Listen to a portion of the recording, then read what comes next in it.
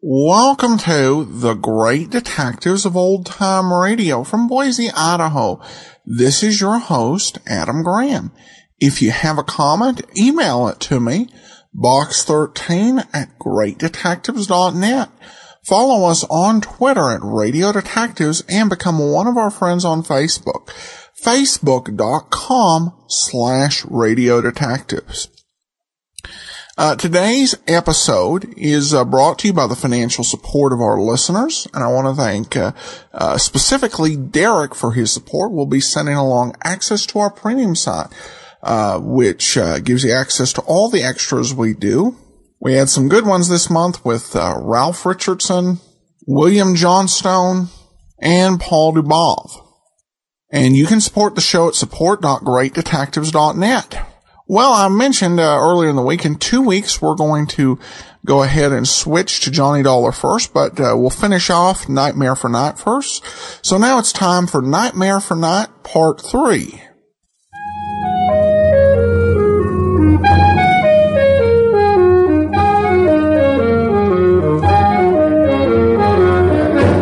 Carter Brown, Mysteries. Adventures in excitement and suspense, based on the best-selling novels by the slick storytelling sensation, Carter Brown.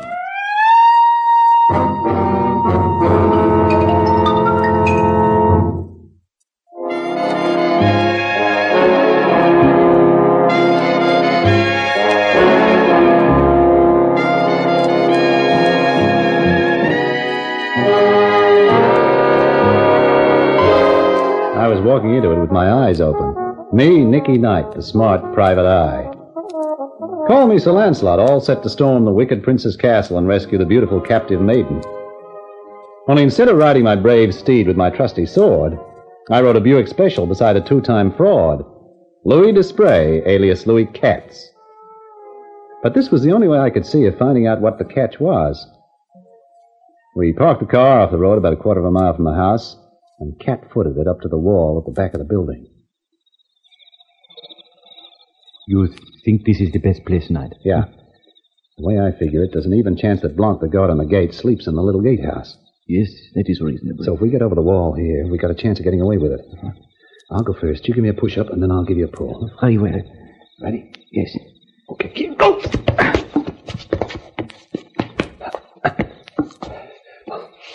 I'm set. You jump and I'll grab you. Here I come. Grab my arm. That's it. Up.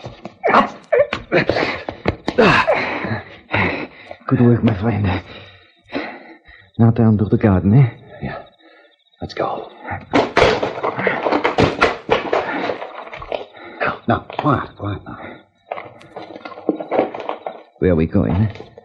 Back door. What if it is locked? Oh, I got a little gadget with me that's pretty useful for this sort of emergency.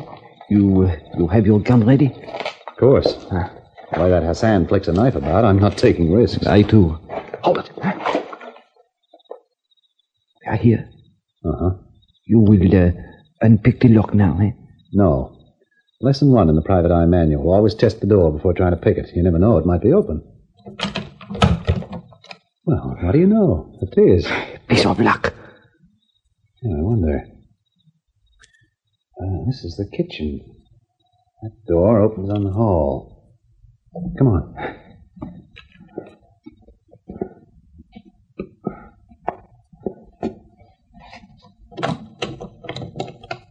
The light. There is a light under that door ahead. Yeah. Who lives in there? The prince when he's home. Perhaps he has returned. Let us go and see. Don't be crazy. It's a girl we're after. But I am also after the prince. Louis! What? Who dares to disturb me? Who are you? Your executioner! So much for His Highness Al-Zaman. What did you do that for? As just payment. Now we go upstairs to find Marie. Correction, please. Not we. Me! I prefer to go the rest of the way alone, pal. You just lie there and rest. I went up the stairs 2 at a time, dodging from side to side as I came to make a difficult target.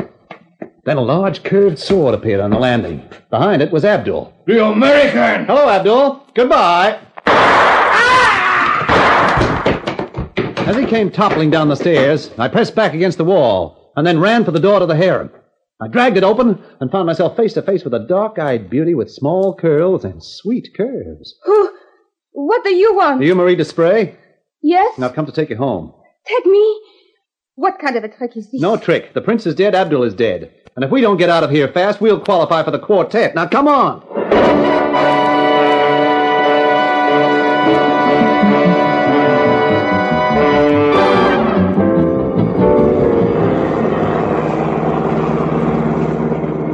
Well, how do you feel now?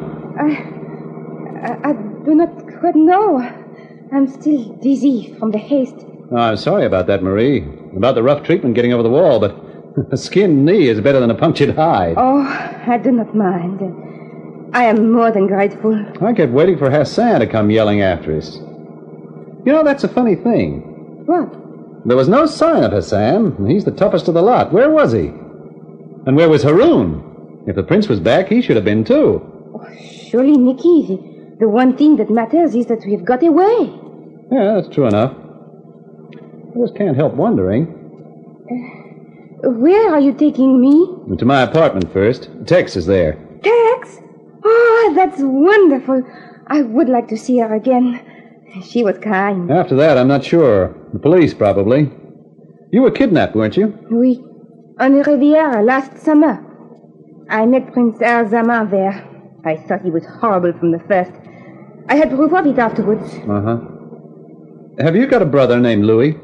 No. I'm an only child. Oh. Does the name Louis Katz mean anything to you? Oh, the only Louis I ever knew was Louis Malbert. The wretch who tricked me so that I was kidnapped. Is he tall, dark, gray eyes, and slightly crooked mouth? Oh, but yes. Yes, that he is. We're talking about the same Louis. I don't understand. Well, it's a long story, honey. And this is no time to tell it. Car? Stops? Yeah, for one very good reason, out of gas. You know, that's strange. This is Louis' car, and there's not enough gas for a 2-way trip. What will you do now? Well, I'll leave you here and go look for a phone. I'll call Tex and she can bring my car out here and pick us up. You will leave me alone? You can have my gun for company. I won't be long. Oh, please don't be. I'm frightened. There's no need. You just sit tight. I'll be back as fast as I can.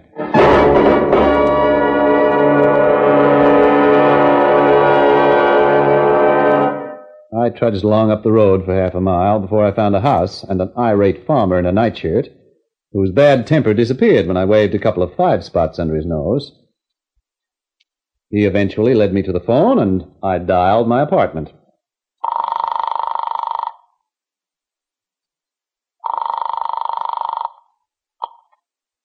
Hello?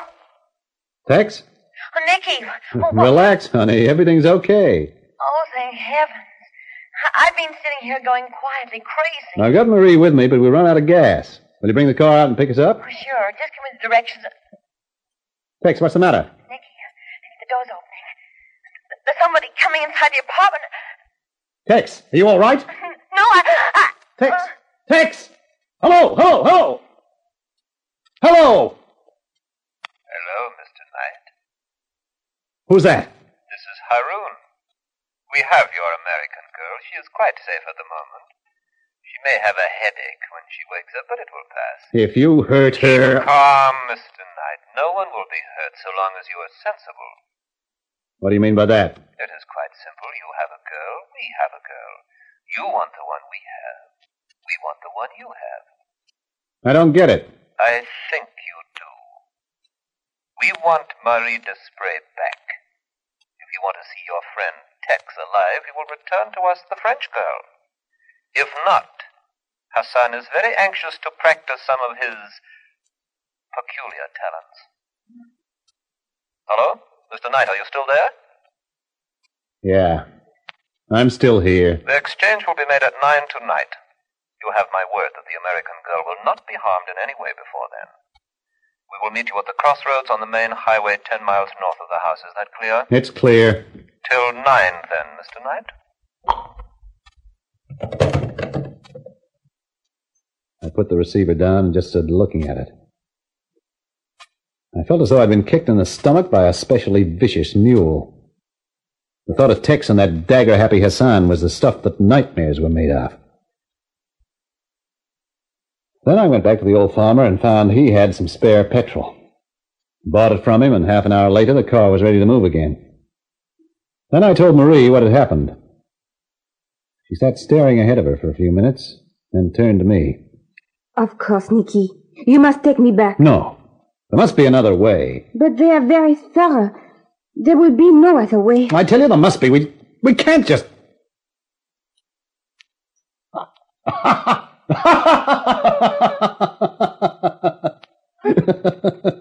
you gone mad? No, I just had an idea. Where do you think they'll take Tex?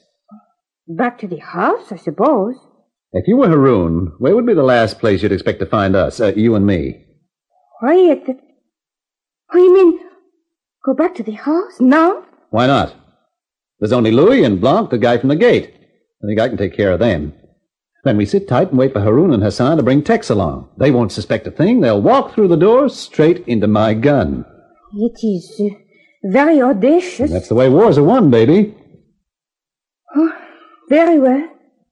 It is a better way than to surrender tamely. Oh, that's my girl. Hold on to your yashmak. Here we go.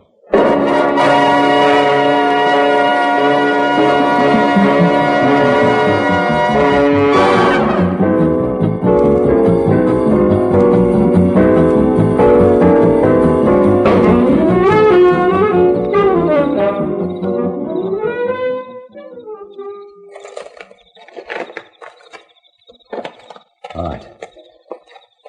Keep beside me, Marie. I'm trying, but my knee... Oh, cats. Yeah, sure. If I ever have to get into this place again, I'm not going over that wall. I'll bring a couple of sticks of dynamite and blow it down. Oh, it's very quiet. Not a sound from the house. Oh. Careful now. We're almost at the door.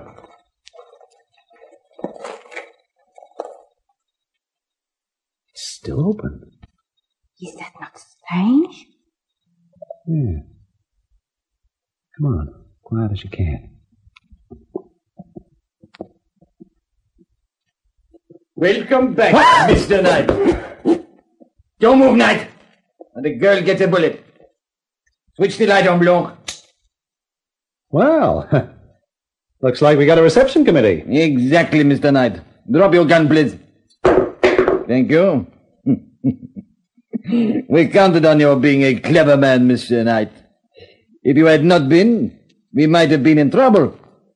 But we had to have a clever man, one who would react the right way, and we got you. React the right way? So the whole thing was a plant, huh?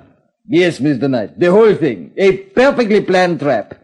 A chess game in excelsis, with you as the pawn. What's the next move? The next move is to wait, Mr. Knight, for the prince to arrive. The prince? But of course, Haroon is the prince now. Precisely. And he will hand you over to the police for the murder of his brother.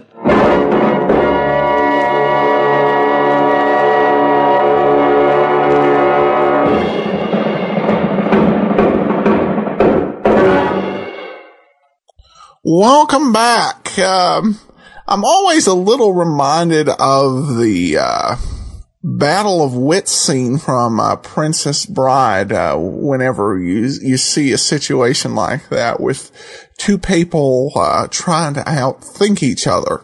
Though I sensed it was coming. Well, now at least most everything is pretty clear. The question will be, how will our hard-boiled hero get out of this mess? You'll have to join us back here next week for the finale of Nightmare for Night. Now, speaking of finales, it's time for the Amy Bradshaw Matter, Part 5. From Hollywood, it's time now for Johnny Dollar. It's Amy Bradshaw, Johnny. Amy, it's 1 a.m. Anything the matter? Yes, can you come over right away? Sure. Your apartment? No, I'm in my dressing room at the Criterion Theater. At 1 o'clock in the... Amy, there's a policeman assigned to you. Is he with you? No, I went out the back way. I came over here alone. But why? He's supposed to be protecting you. Johnny, I can't explain now, but I think I finally know who's been trying to kill me. I want to talk to you right away over here. Hurry. Please hurry.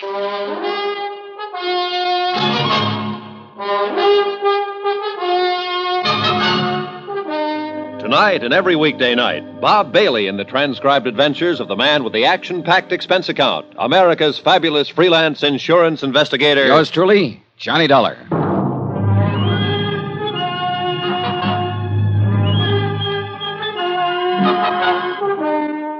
New York City, expense account submitted by Special Investigator Johnny Dollar.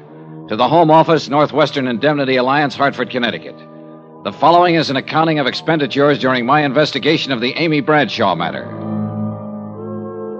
Expense account item 12, $5. Taxi from my hotel to the Criterion Theater on West 44th. $2 for the fare, $3 for getting me there in 5 minutes. Amy had sounded plenty scared over the phone. The cab skidded to a stop in front. I caught a glimpse of somebody at the other corner of the theater. It looked like Porter Kane. I couldn't be sure, and I didn't have time to find out right now. Backstage, it was quite dark, and I had to feel my way through some... The shot came from the direction of Amy's dressing room. Mike Pomeroy, her agent, was lying on the floor, dead. There was a gun on the floor, too, just inside the door. Johnny! Oh, Johnny! What happened, Amy? Amy, stop it! Tell me what happened. The door. Door? The shot. It came from the door. I ran outside the dressing room, across the stage, into the alley. No one in sight. Back inside, I found a light switch. So I phoned Al Centella at police headquarters, told him what had happened. Amy was quieter now. Johnny. Amy, look. I know it's tough for you to talk right now, but you've got to try and tell me. I know. A little after midnight, Mike called me at my apartment. He said he wanted to talk to me about something important. His office is nearby, and he asked me to meet him here in my dressing room. So I came over right away. Go on. Mike and I started talking. Suddenly I saw the door opening a crack. A hand with a gun. Mike. Easy. Mike saw it, too. He dove in between me and the door. And collected the slug. He fell against the door and it slammed on the hand. The gun dropped. And the next thing I remember, you were in the room. You didn't see who was holding the gun? No, just the hand. Amy. And there was something on one of the fingers that I recognized. A large signet ring? Yes. Yeah. It belonged to the guy out on the sidewalk. Porter Kane.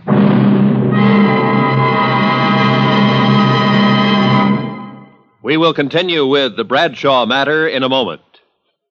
Friends, how'd you like to thrill your favorite youngster with some of the most exciting toys of the year? Picture the breathless excitement of any child surrounded by 6 gaily colored balloon-like giant animals up to 3 feet long, and all for the low price of just $1. Now, first you get Bounzo the Clown with round pot belly and funny nose. Next comes Hoppy the Australian Kangaroo. Third, there's Roscoe the Roller Skating Bear. He's 2 feet tall and looks almost like real. Fourth, there's Whitey the Fat Indoor Snowman. And fifth, Mortimer the Giant Mouse, 18 inches long and sure to scare the whiskers off any cat. That's 5 different giant animals. But now, hold your breath for the most sensational toy of all, the star of the whole Christmas season, the jolly giant talking Santa Claus, guaranteed to make everybody's Christmas a merrier one. He's a big roly-poly happy Santa. He stands erect on 2 legs, is actually over 3 feet tall and 32 inches around. Best of all, he actually talks. Just pull the tape and he says, "Merry Christmas" for all to hear. He's the biggest, merriest talkingest Santa ever, sure to please your youngsters and spread good cheer. Yes, Giant Santa proves there really is a Santa Claus. That's a total of 6 giant animals made of brightly colored, preformed, sturdy latex, which the kids can easily inflate.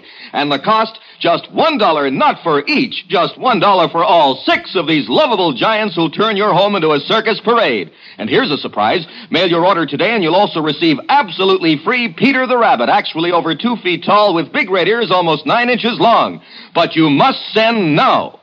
Rush $1 plus 10 cents for packing and mailing for each set you want to Giant Animals, Box 1918, Grand Central Station, New York City. If not delighted with every one of your 7 giant animals, return them to the Super Animals Company for a full refund. But keep the giant talking Santa as our gift. Order now. Supplies are limited. Rush $1.10 for packing and mailing for each set in cash, check, or money order to Giant Animals, Box 1918, Grand Central Station, New York City. That's $1 plus 10 cents with your name and address. Mail to Giant Animals, Box 1918. That's Box 1918, Grand Central Station, New York City.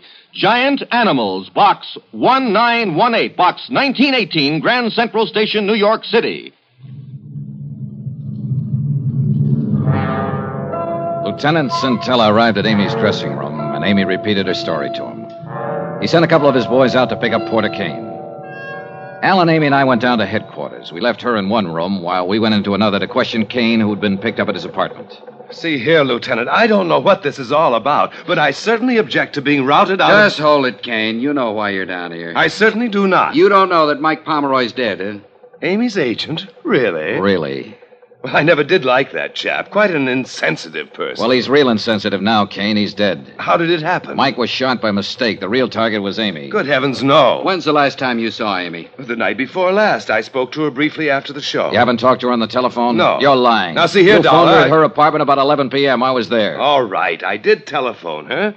I suggested she meet me somewhere. I told her I'd wait for her outside her apartment. Go on. I saw her come out later by the alley, so I followed her to the theater, thinking she meant for us to talk there. But then I heard a shot. So you admit being in the vicinity? Well, yes, but I definitely did not go into the theater. Didn't you?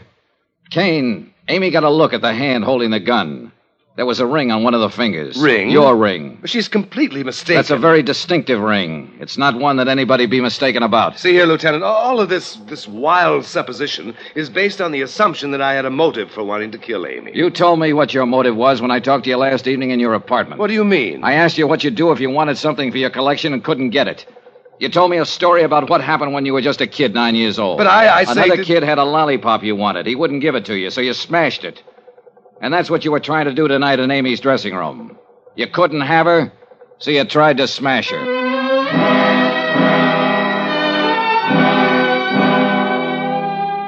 There wasn't much point in my hanging around. So I got Al Scintilla's permission to take Amy back to her apartment. We could wait there for any new developments. Amy didn't say a word all the way. When we got there, she sat in a chair staring at the wall. When she finally spoke, it was more like she was talking to herself. He's dead. Amy. He's dead because of me. Stop talking that way. Mike Pomeroy jumped in the way of a bullet. If he hadn't, you'd be dead. Would have been better that way. Stop it, Amy. Johnny? Yeah. I think... You think what? Oh, just a minute. I'll get it. It was Al Scintilla down at police headquarters. When he finished talking, I didn't say anything. There wasn't anything to say. After I hung up, I stood there a moment, staring out the window. It had started to rain. I felt old and tired and empty and sick. I went back into the other room again. Amy was sitting there looking at me. Johnny? Yeah, Amy? Was that call for me? No. Who was it? Lieutenant Scintilla. Oh. The gun that killed Mike Pomeroy. There were no fingerprints on it. You said you saw a bare hand with a ring on it holding the gun. A bare hand would have left fingerprints. You killed him, didn't you? Yes, Johnny. The attempts on your life, you faked them, didn't you, to convince people you were in danger so you could kill Pomeroy and we'd think the shot was intended for you. Why, Amy? You know why. Yeah, I guess so. You loved Mike. You knew he was growing away from you. So fast. So very fast. You saw him get interested in a younger actress. You knew she was taking your place with him. Mike, I was dead. I couldn't stand that. I really couldn't. So I started making it look like I was in danger. It wasn't very hard, Johnny. I'm a good actress. Yeah. After a while, I almost began to believe I was in danger. Something was after me, was hunting me. It finally caught up with me, and I did what I did. Which of us is the hunter, Johnny? And which is the hunted? Amy, Yes. I think one of Lieutenant Cintella's men is waiting for you out in the hall. All right. Just one thing, Johnny. What is it? I'll need something now. Something. Don't forget me, Johnny. Give me that. That you can count on, Amy.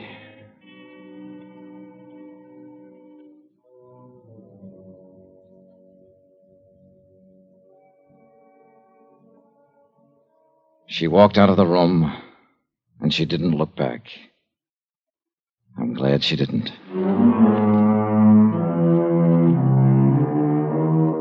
Expense account item 13, $16.50. Transportation and incidentals from New York back to Hartford.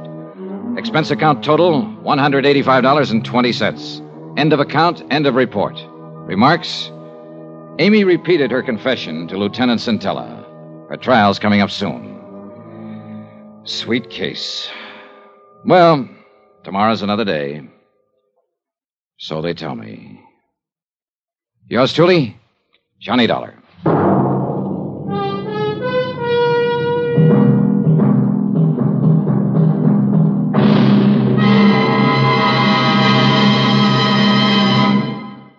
Johnny Dollar will return in a moment to tell you about next week's intriguing story. Friends, send for your set of some of the most exciting toys of the year. 6 giant inflatable toys for only $1. Some up to 3 feet tall. You get Bounco the Happy Clown, Hoppy the Australian Kangaroo, Roscoe the 2 feet long roller skating bear, Whitey the fat indoor snowman, Mortimer the giant mouse 18 inches long, and last but not least, the great giant talking Santa, a roly-poly giant over 3 feet tall and 32 inches around the belly that actually says Merry Christmas out loud when you pull the tape. That's 6 sensational giant toys for only $1, made of sturdy, gaily colored latex that the kids can easily inflate. Send $1 for each set to Giant Animals, Box 1918, Grand Central Station, New York City. And if you order right now, you get Peter the Rabbit over 2 feet tall absolutely free. If not delighted with your Giant Animals, your money refunded immediately. Order today. You may never hear this offer again. Rush $1 plus 10 cents for packing and mailing and cash, check, or money order to Giant Animals, Box 1918, Grand Central Station, New York City. That's $1 plus 10 cents for each set with your name and address to Giant Animals, Box 1918, Grand Central Station, New York City. Now, here's our star to tell you about next week's exciting story. Next week, a case with a great big question mark. Accident, suicide, or just plain murder. Join us, won't you? Yours truly, Johnny Dollar.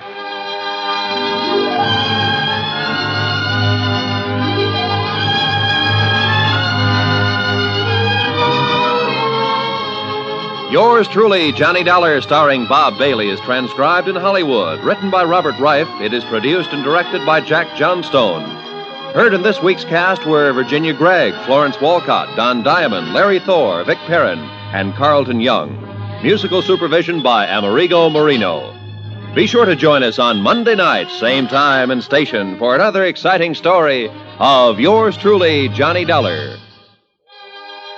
This is Roy Rowan speaking.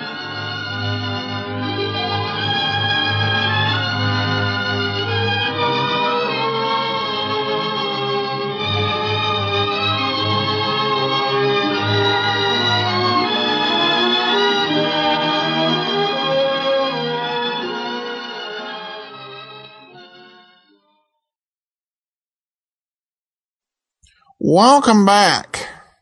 part of me really wanted this to have a better outcome, just to make all of the giant animals commercials worth it. It's somewhat sad that this ends up being all a setup to a really dumb murder plot by Amy Bradshaw. Because not only do you have the gun with no prints, you also have the issue of powder residue, which if he wasn't wearing gloves, he'd have it. And then trajectory. And the sad part is we do have another week of giant stuffed animals to go through. So, all right. Well, on a more positive note, we do turn to listener comments and feedback. And we begin with a comment from Lori, who says, I am not sure that I really love Bob Bailey's Johnny Dollar, but I do enjoy hearing him since Let George Do It has ended. I always liked his characterization, and I guess I've let that spill over into his Johnny Dollar. I keep expecting Brooksy to pop up, and I miss the music from the half-hour Johnny Dollar shows.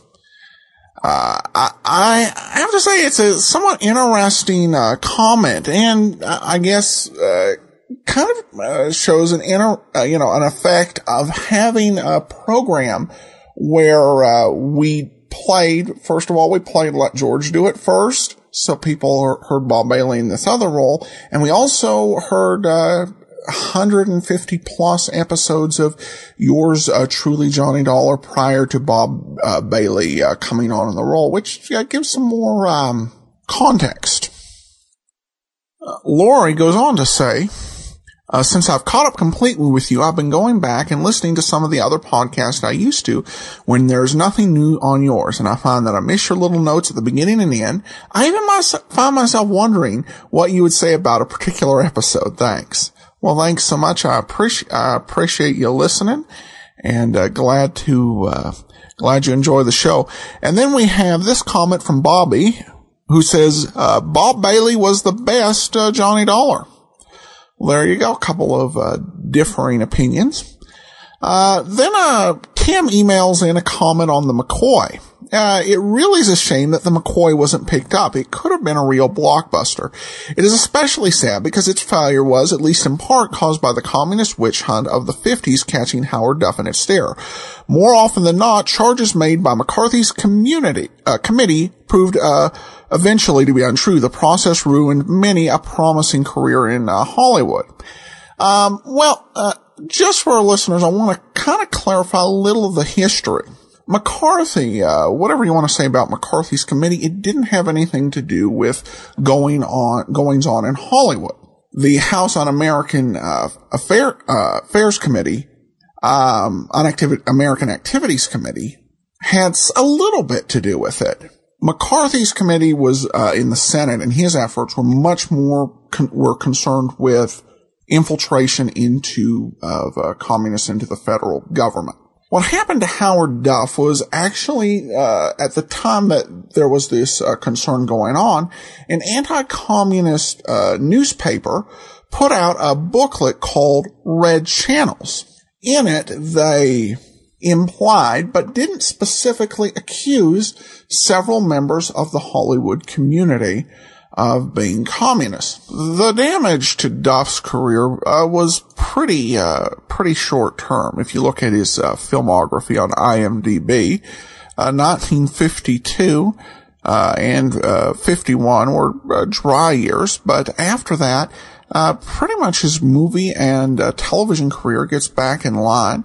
And I had one listener, Joan, who mentioned the series he starred in with Ida Lupino at the end of the 50s, 1957-58, Mr. Adams and Eve, where he played the